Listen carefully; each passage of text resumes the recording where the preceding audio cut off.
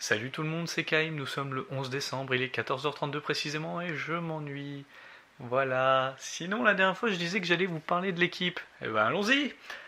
Alors, il faut savoir que l'équipe est formée de 5 membres. Je vous ai déjà parlé brièvement de Galam, le chef des chasseurs, et je dois vous avouer que je n'ai pas grand-chose à dire sur lui en fait. Euh, je peux vous le décrire à la limite. Il est grand, il doit faire 1m85-87. C'est une montagne de muscles, il a 38 ans je crois. Qu'est-ce que je peux dire de plus Ah si, il peut sembler distant au début, mais en fait il est super cool. C'est juste qu'il parle rarement pour rien dire. Et c'est à peu près tout.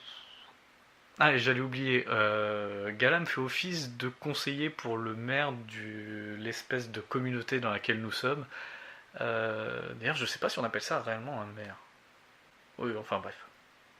Ensuite, il y a Sam, il a 41 ans, il est un peu comme le second Galam. Alors, je vous explique.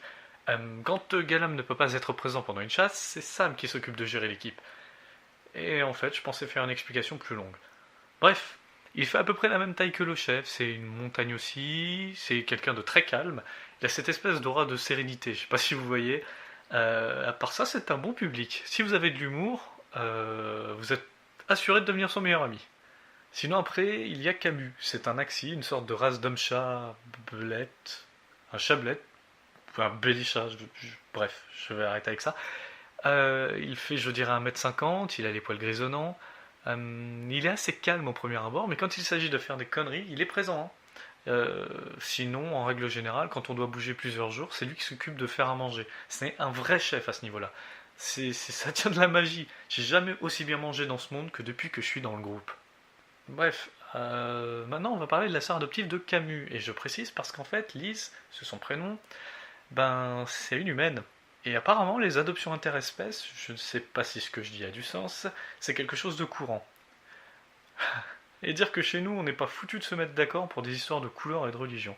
Désolé, je digresse. Donc Lise, elle est juste insupportable. Elle est trop énergique, elle parle tout le temps, elle adore taquiner les gens, bref c'est une emmerdeuse pour les gens comme moi. Mais bon, il faut avouer que sur le terrain, elle est ultra efficace. Sérieux, c'est surprenant comment peut-elle être aussi bruyante en public et devenir une ombre pendant la chasse. C'est dingue. Bref, elle fait 1m60-65, elle est châtain, euh, elle porte de fausses oreilles d'axi, me demandez pas pourquoi. Elle est toute menue et si j'avais pas vu de quoi elle est capable, je ne pourrais pas croire qu'elle fait partie des chasseurs. Et pour finir, la meilleure, celle qui avec un simple sourire fait vaciller le cœur des gens, la belle et incroyable Flynn. Alors je vais pas vous mentir, hein. Dès que j'ai rencontré cette fille, je suis littéralement tombé amoureux d'elle. Elle est belle, oui je l'ai déjà dit, elle a des cheveux verts émeraude ondulés, ils sont surréalistes ces cheveux d'ailleurs. Au début je pensais que c'était une perruque ou une couleur, mais non, c'est sa couleur naturelle.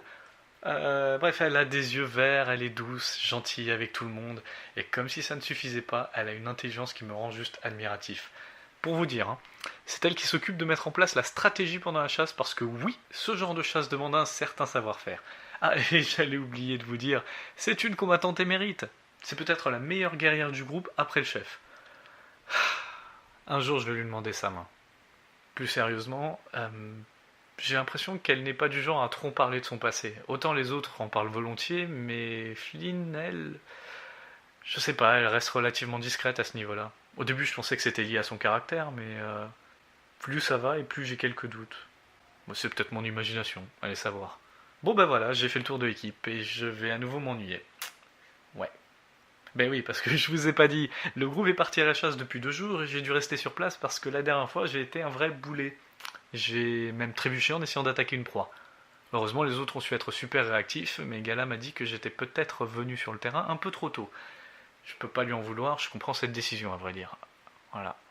Bon, bah c'est pas que je m'amuse, mais cet enregistrement est bien trop long, donc je vais vous laisser. Et au fait, la prochaine fois, je vous parlerai sûrement d'une histoire très mystérieuse que Camus et Lise m'ont racontée. C'était Kyle Maxwell, à la prochaine!